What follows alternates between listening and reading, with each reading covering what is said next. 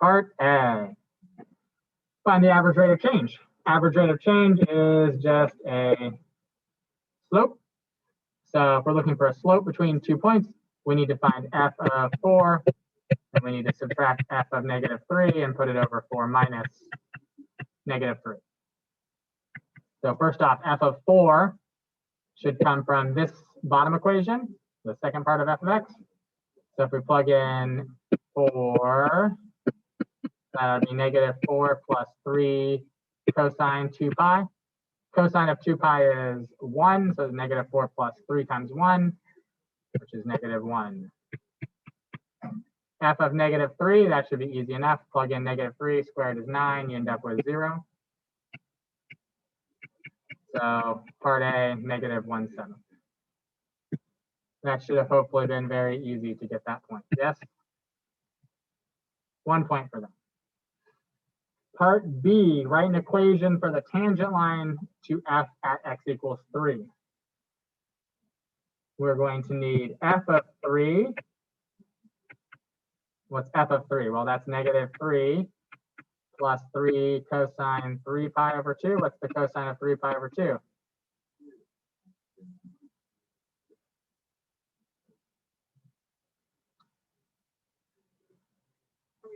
The cosine of 3 pi over 2 is 0. So this whole thing comes out to be -3. And then we need to find f prime of 3. Well, f prime is the derivative of this on the interval 0 to 4, which is where 3 falls. So that's -1 plus, actually it's going to be a minus because the derivative of cosine is going to be negative sign. So we have 3 minus 3 pi over 2 using the chain rule on that derivative, sine pi x over 2. And you're going to plug in 3. And that's going to give you -1 minus 3 pi over 2 times the sine of 3 pi over 2. Sine of 3 pi over 2 is -1. So you end up with 3 pi over 2 minus 1 is your slope. Y minus -3 equals that slope times x minus 3 is the equation. And that was worth 2 points. 1 point for finding the slope and 1 point for writing out the equation properly. Good or no? Good. Wow, wonderful. Oh, somebody answered in Zoom. That's exciting. All right. Part C, find the average value of f on the interval -3 to 4. So the average value is just 1 over b minus a times the integral from a to b of the function. But that presents a problem because f of x changes the function that it is from or at 0. From -3 to 0, it's one function. From 0 to 4, it's a different function. That's okay. We'll just do 1/7 of the integral from -3 to 0 of the first one. What was the first one? It was yes, squared 9 minus x squared, and then plus the integral from 0 to 4 of the other one, which was -x plus 3 cosine pi x over 2, I believe. Yeah. Everybody good with that? Yeah. Wonderful. All right, now this one, the integral from -3 to 0 of root 9 minus x squared. You may have tried to integrate that and struggled to integrate that. That's likely true. Then you may have looked it up online on how to integrate it, and it told you to do a trig substitution, and you were like, we didn't learn how to do trig substitutions. Well, you didn't learn how to do trig substitutions because that's a Calc 2 integral. But you should still be able to find this value because I've mentioned at least like 20 times this year that the square root of r squared minus x squared is just a semicircle. So this is a semicircle with a radius of 3. And we are looking at the integral from -3 to 0 of that semicircle. So that's just this area underneath this semicircle from -3 to 0. Well, that ought to be 1/4 of pi times that radius squared. So this should be 1/7 of 9 pi over 4. for that whole first integral. Everybody good with that first integral being 9 pi over 4 using geometry? Yeah. Oh, wonderful. Okay. Then we got to integrate this. So the integral of negative x ought to be what? Negative x squared over 2. And then the integral of 3 cosine pi x over 2. Just going to write this off to the side. For integrating that, we're going to need to let u equal pi x over 2, and then du will be pi x over 2. Or sorry, du will just be pi over 2. So we need to put in a pi over 2, which means we put in a 2 over pi. So it's going to become a 2 over pi times 3, so 6 over pi, times the integral of cosine. So that's going to become plus 6 over pi sine of pi x over 2. And we got to evaluate that from 0 to 4. Any questions on that integral? So I didn't write it all the way out, but u equals pi x over 2, du is pi over 2, dx. So I put in the pi over 2, and then the 2 over pi. The pi over 2 and the dx become your du. You still have a 3 in there. So it's 3 times the 2 over pi, which is 6 over pi, and then the integral of cosine u, which is sine u. Good? Everybody good with that integral?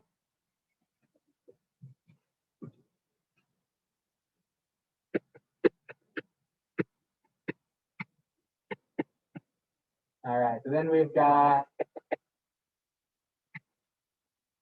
negative 16 over 2, so negative 8. And then we've got 6 over pi times the sine of 2 pi. Well, what's the sine of 2 pi? 0. And then we'll subtract 0 plus the sine of 0. So we just end up with 1/7 of 9 pi over 4 minus 8. And that's your final answer. That was worth 4 points. 1 point for splitting it into two integrals, 1 point for this value, 1 point for the correct antiderivative, 1 point for the final answer.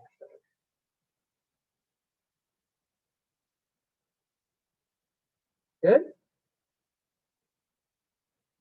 Any questions or issues there with part C? Wait, what were points 2 and 3 for again? So first point, point 2 was the value of this first integral, 9 pi over 4. Mm-hmm. And the third point was for correctly integrating negative x plus 3 cosine pi x over 2. Oh, I see. Okay, thank you.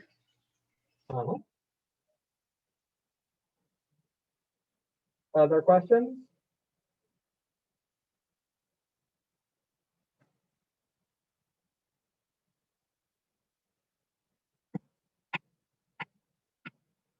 All right, part D. Must there be a value at which f of x attains an absolute max on the closed interval negative 3 to 4? Well, f must attain an absolute max on this interval if the function is continuous.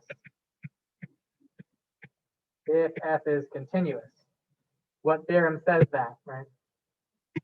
So the answer is yes, if f is continuous.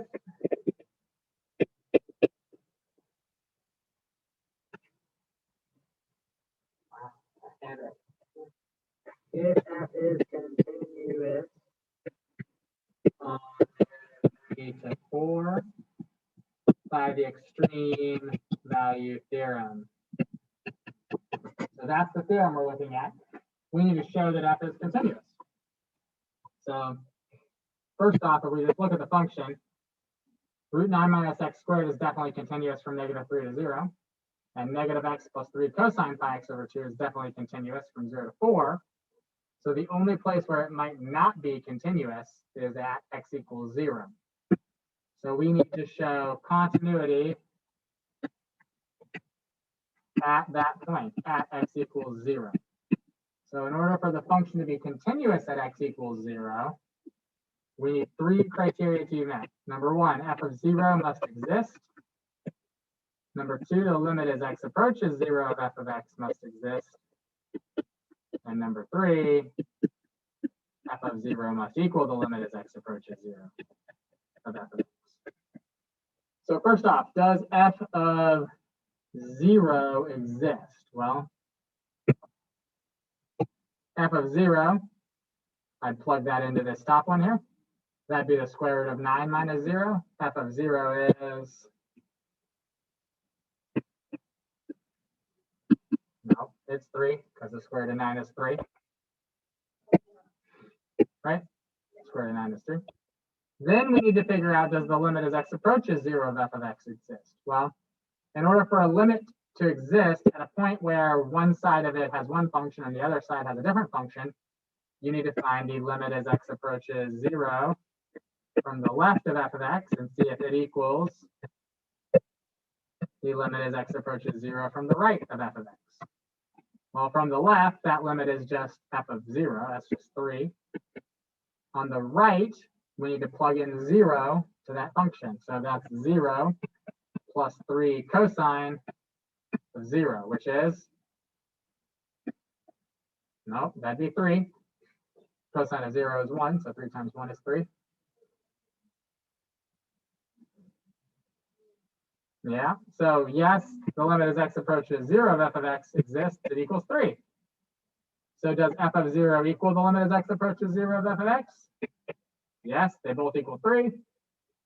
So f is continuous at x equals 0 and on the entire interval, -3 to 4. And so, yes, there is an absolute, what did it say? Max? Is that what it was asking about? An absolute maximum? Yeah. If it's at an absolute minimum, the answer would also be yes. If it's at absolute max and an absolute min, the answer would still be yes because of the extreme value theorem. Good? Any questions on that?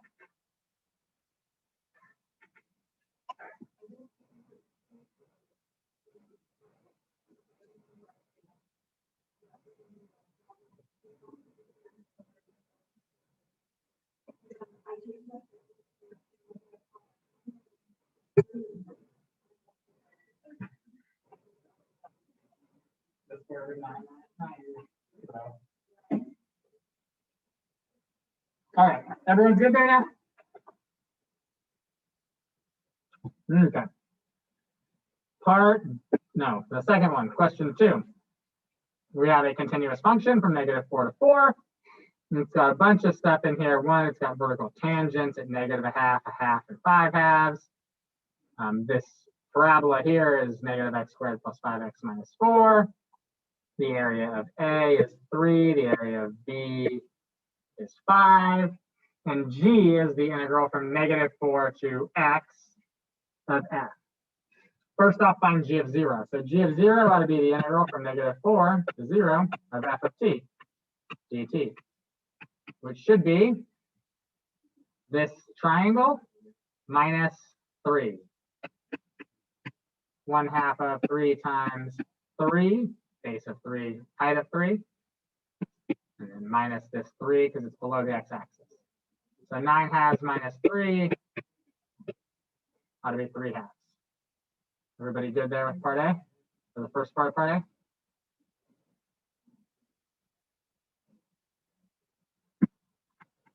That's g of 0. G of 4 ought to be the integral from -4 to 4 of f of t dt. Well, that ought to be the value that I got at 0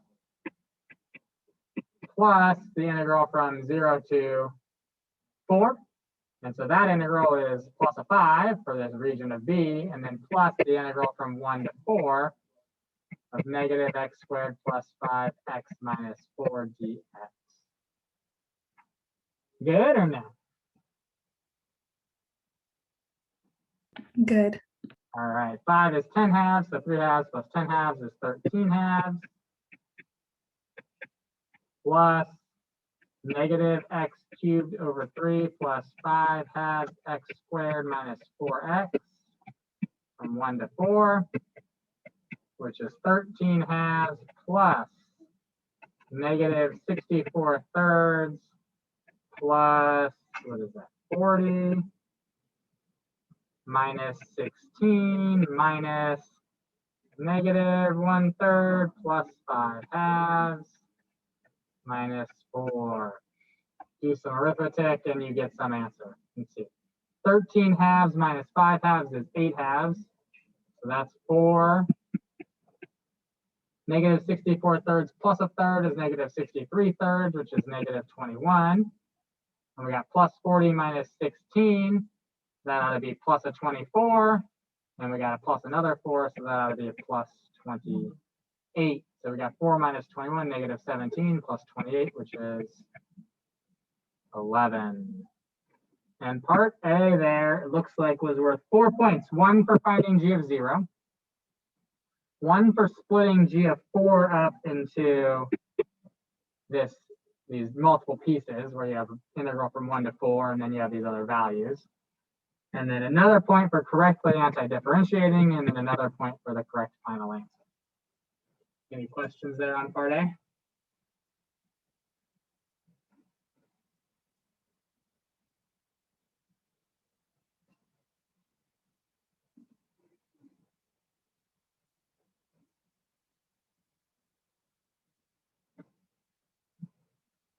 All right, part B. Part B asks us for an absolute minimum for G. So G has a minimum if G prime, which happens to be equal to F, changes from negative to positive. It can also have a minimum at endpoints. So first off, we're going to need to look at the value of G of negative 4 and the value of G of 4. And then we're going to have to look at any other values where F changes from negative to positive. So we'll look at the graph. F is positive, F is positive, F becomes negative, but that's not negative to positive, that's positive to negative. F is negative, F is negative, F changes to positive at 0, and then it stays positive or 0 the whole rest of the time. So the only other value that we're interested in is G of 0. So find all three of those values. We already found G of 0. It was 3 halves, I think. 3 halves? Yeah. G of 4 we already found. G of 4 was 11. And G of negative 4 is the integral from negative 4 to negative 4 of f of t dt. So what is that value? That value, since it's an integral from a to a, ought to be 0. So our absolute min, it was a min that it asked for, right? Absolute min of 0 at x equals negative 4. And they gave you 3 points for that. 1 for recognizing this relationship, 1 for recognizing that you needed to test the endpoints and G of 0, and 1 for the final answer.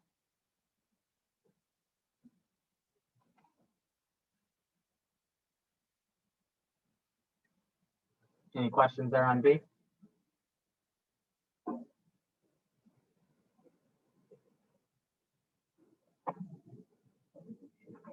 All right. Wonderful. Part C. When is G concave down? G is concave down in G double prime, which is the derivative of f, is less than 0. F prime is just the slopes of f. So when are the slopes of f negative? Let me go back and look at the graph. Slope of f is positive, then it's negative, then it's still negative. It's negative from negative 2 to this minimum of negative 1/2. So that'd be negative 2 to negative 1/2 to start. See if we can find some more. Let's see, positive slope till we get to this max. At this max up here, the slope becomes negative until we get to 1, so positive a half to 1.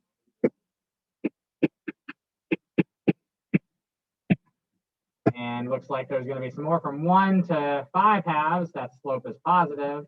But then from 5 halves to 4, the slopes become negative again. So 5 halves to 4. Those are our 3 intervals on which G is concave down. That was worth 2 points. 1 for having the intervals and 1 for the explanation or the analysis of 1. Good or no?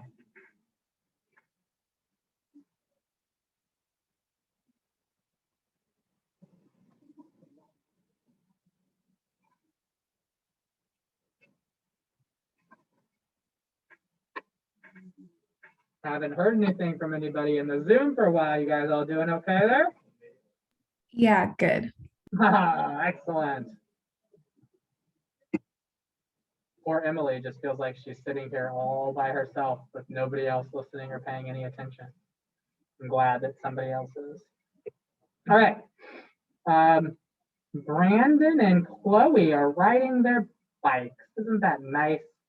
For 4 hours. What a lovely bike ride on a flat, straight road. It sounds kind of boring.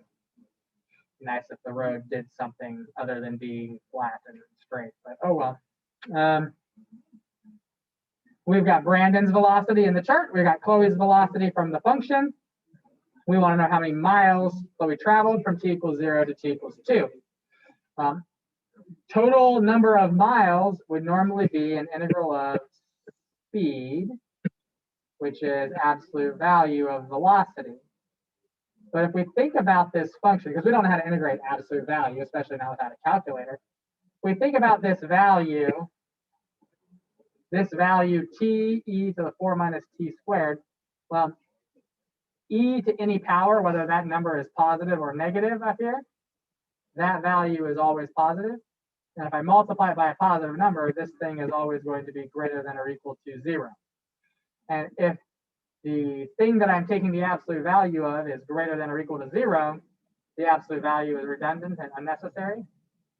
So we're just going to do the integral from 0 to 2 of t e to the 4 minus t squared. And that ought to, since that's always positive, not just give us the displacement, but the total distance traveled, because she's always moving in the same direction on that time interval. Everybody good with that? Yeah.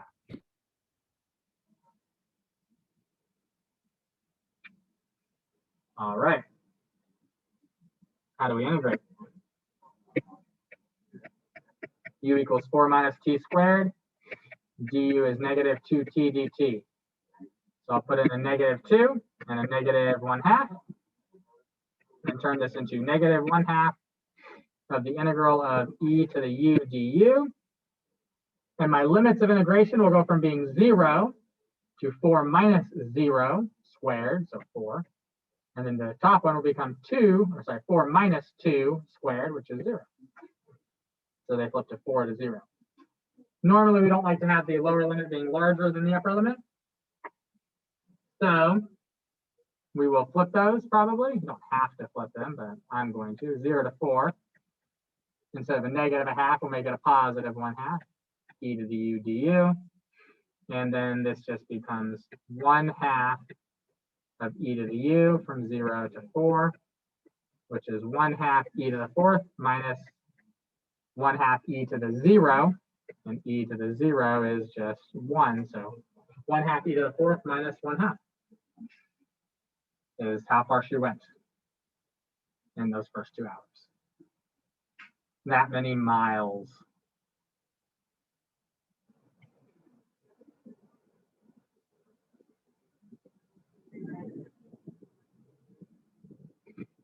So question that Emily had here was, when do you rewrite the limits of integration? The only time you have to rewrite the limits of integration is if you are doing a substitution. If you're getting rid of the variable that's in there and turning it into another variable. So we started with t, so these were t values. We turned it into u, so we need to turn those t values into u. So plug in the t of 0 in here, to get a new u value. Plug in 2 as the t to get a new u value. Does that make sense? And that was worth 3 points. 1 point if you set it up correctly. 1 point if you got the right antiderivative. 1 point if you got the right final answer. Everybody good with part A? Yes. All right, part B. We want to know if at t equals 3, her speed is increasing or decreasing. Well, speed increasing or decreasing means we need to look at her velocity at 3 and her acceleration at 3. If they have the same sign, speed is increasing. If they have opposite signs, speed is decreasing. So first off, what is v of 3? Looks like that's 12 minus 9 minus 9. Negative 6. So her velocity is negative. And then we'll look at the acceleration. Well, the acceleration ought to be the derivative of this. Derivative of 12 is 0. Derivative of negative 3t is negative 3. And then a minus 2t. So negative 3 minus 2t at t equals 3 gives you negative 3 minus 6, or negative 9. So speed is increasing because v of 3 and a of 3 have the same sign.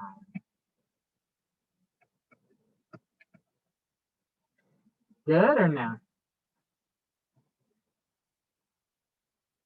Good. Wonderful. Part C.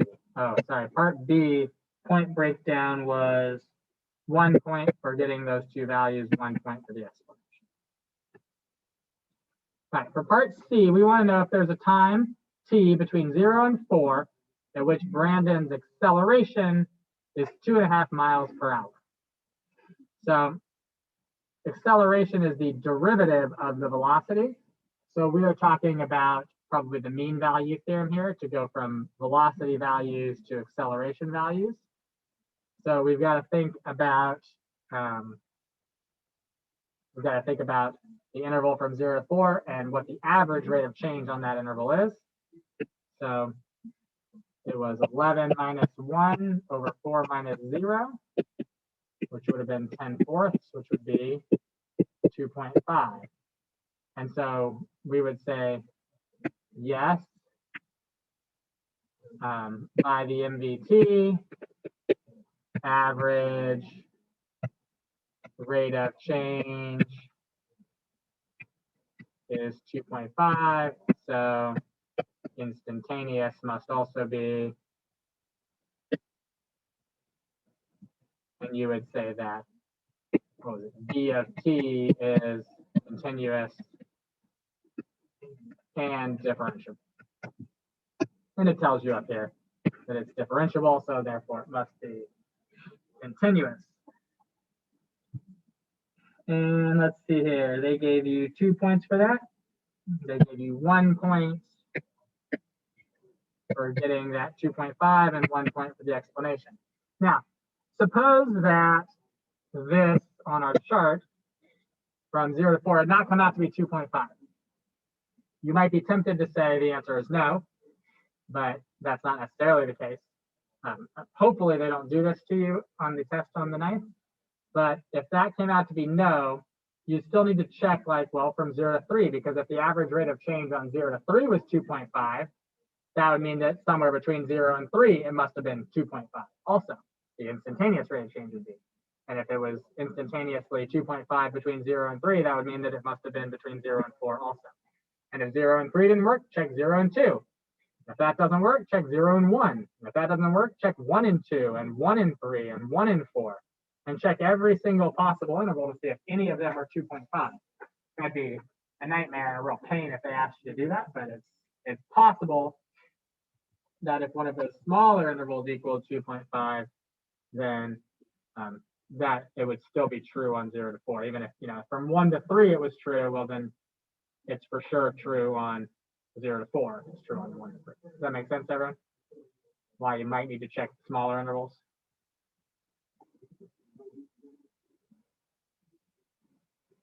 Yeah. Yeah. All right. Now for part D, there's a couple ways to go about this one. Probably the easiest way is we want B of t to equal C of t somewhere between, what was it, 0 and 2? Somewhere between 0 and 2. So if B of t equals C of t, that would tell us that means that B of t minus C of t would have to equal 0. Would you all agree with that? Okay. And if we know that B is continuous and C is continuous, B of t minus C of t is also continuous. Because of a continuous function, you have one continuous function, and you subtract another continuous function, you should get another continuous function. So all we need to show is that B minus C changes sign somewhere between 0 and 2. So we look at B of 0 minus C of 0, and B of 0 minus C of 0 would be 1 minus whatever that is at 0. That's 0, right? 0 times 1. Or sorry, 0 times e to the 4th is 0. So 1 minus 0, which is 1. And B of 2 minus C of 2. B of 2 was 1.5 minus C of 2. C of 2 is 2 times e to the 0, which is just 2. And that's negative 0.5. So it went from positive to negative from 0 to 2. So by the intermediate value theorem, yes, B, we would say B minus C equals 0. So B equals C on 0 to 2. And that was worth 2 points, 1 for setting B minus C equal to 0, and 1 for yes with the justification. Any questions on that one?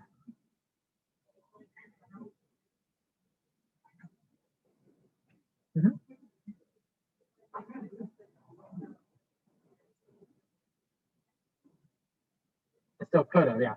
So Emily was saying, what if, if you check the endpoints and they were the same signs, it still could have changed signs in there. So then you could do the same thing that we did before, which was like checking it at 0 and 1 and see if maybe it changed signs between 0 and 1 or changed signs between 1 and 2.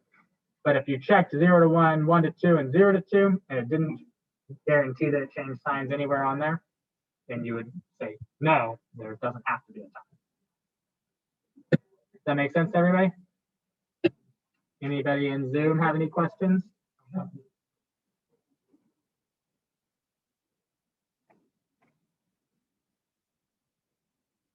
No? All right. Let's look at the last one here. So first thing we want to do is show that dy dx is 2y minus 2x over 3y minus 2x. Easiest way to do that, in fact, the only way we're going to be able to do that, is just take the derivative of that implicitly defined equation. So we'll use implicit differentiation, taking the derivative with respect to x. So anytime you take the derivative of a y, you're going to have to put a dy dx term in. So we'll start that off.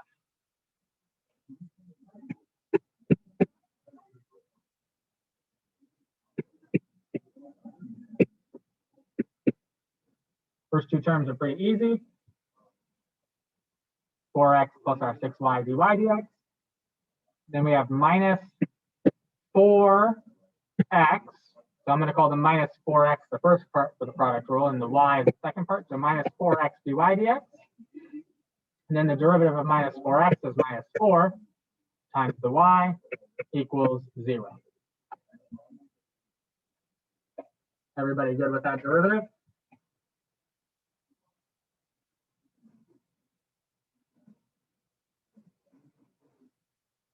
All right, I'm going to add my 4y and my 4x, subtract it. So I'm going to end up with, I'm going to factor the dy dx out. So dy dx times 6y minus 4x equals 4y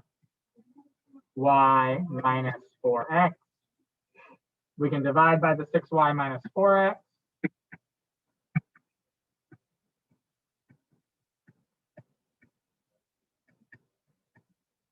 And that almost looks the same. These all divide by a factor of 2. So 2y minus 2x over 3y minus 2x. And that's worth 2 points for that one. 1 for implicitly differentiating and 1 for simplifying it down to what they have. Everybody good there?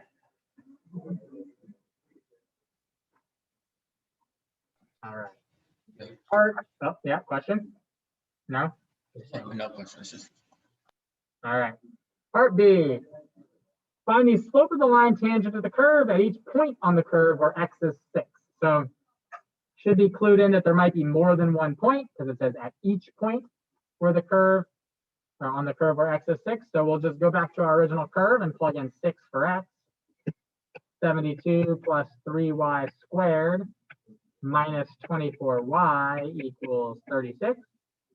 This is just a quadratic that we need to solve. So each point, chances are we're going to have 2 points since it's a quadratic. We'll subtract the 70, well, actually, we'll subtract the 36 to give us 3y squared minus 24y plus 36 equals 0. And divide everything by 3 to get y squared minus 8y plus 12 equals 0. Factor it to y minus 6y minus 2 equals 0.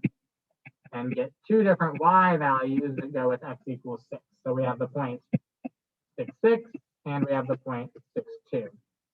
And we're going to evaluate dy dx at both of those points. So I'll go to the next page for that. So dy dx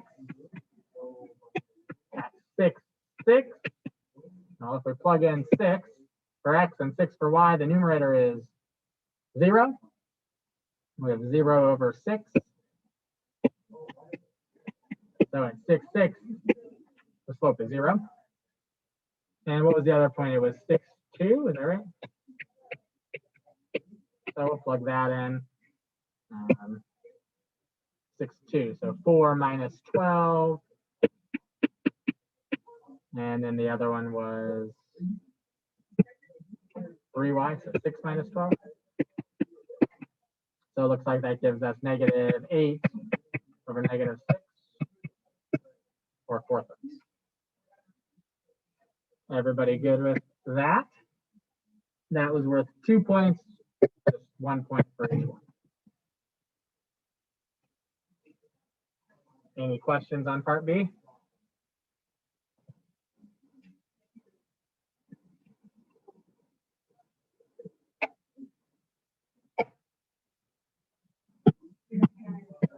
All right, part C.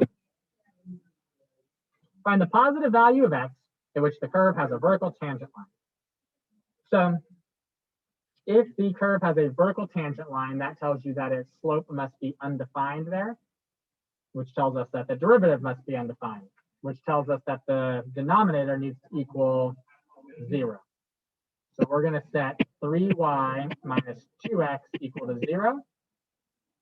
And it wants us to find the x value. So what we're going to have to do is we're going to have to solve this for y. Y equals 2/3 x. And then we're going to sub this in to our original equation to see what points satisfy both this equation and our original equation. So our original equation started off with what? The 2x squared. That won't change. but we will have 3y squared. So there's my 3 and my y squared, and then it was minus 4xy, I believe, equals 36. Yeah, equals 36. So that's going to get us down to an equation with one variable, and we should just be able to solve that equation. This is going to come out to be, what is this? This is 4/3. We get 2x squared plus 4/3 x squared minus 8/3 x squared equals 36. This is 6/3 plus 4/3 is 10/3 minus the 8/3 is 2/3. Gives us x squared equals 36 times 3 divided by 2 is, seems like that's 54. Square root 54. And note that it was specific here. It wanted the positive value of x. So we don't need to worry about the negative square root, just the positive square root of 54, which is root 54, or that's 9 times 6. So 3 root 6 would be good as well. And that was only worth 2 points. So 1 for setting 3y minus 2x equal to 0, 1 for getting the answer. Any questions there on part C?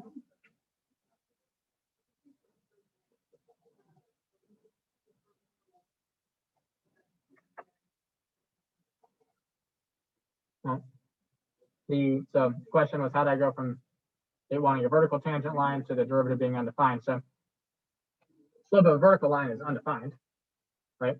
And so if the tangent line is undefined, that slope has to be, or if the line is vertical, that slope has to be undefined. And so we just make the derivative, which is the tangent line slope, undefined. Does that make sense? Everybody good with that at home? Any questions on that?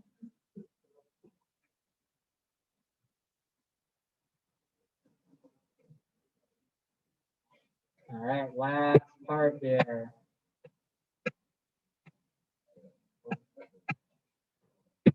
Let's see here, part D. Let x and y be functions of time related by that same equation. They give us a bunch of values of things at t equals 1 and want us to find dx dt. So this is basically like a simple related rate. We're just going to take the derivative of 2x squared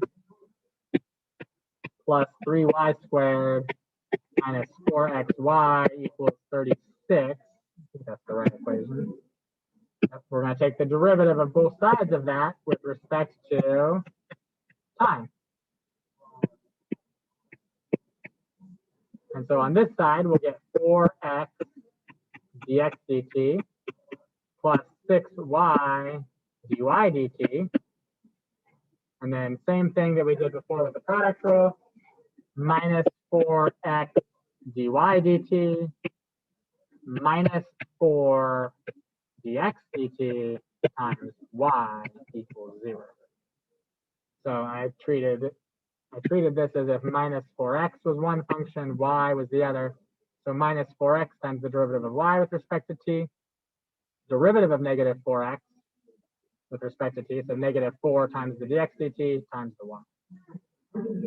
And we are solving for, what are we solving for? Dx dt, is that right? I think it's dx dt. So I'm just going to solve for dx dt, then we'll plug everything in and see what we get. So I'll leave the 4x dx dt here, and I'll leave this minus 4y dy dt here. So I've got dx dt times the 4x minus the 4y on this side is equal to 6 is equal to 4x dy dt minus 6y dy dt.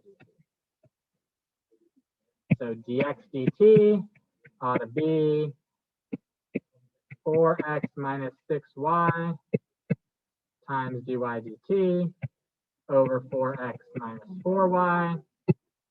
And we'll just evaluate that at all the numbers it gave us. So what was x? X was 2. So we've got 4 times 2 is 8 minus something times something over 8 minus something. So then let's figure out what y was. If we go back, y was -2. So -6 times -2 is going to be plus 12. And then we'll get the dy dt in a second. And then this -4 times -2 is going to be plus 8.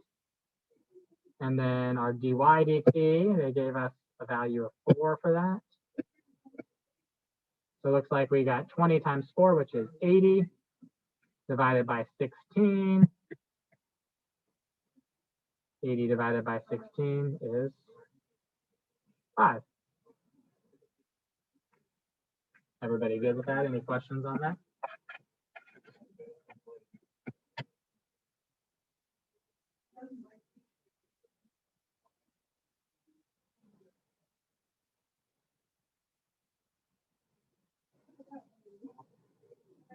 What? You're good? Zoom, you're good?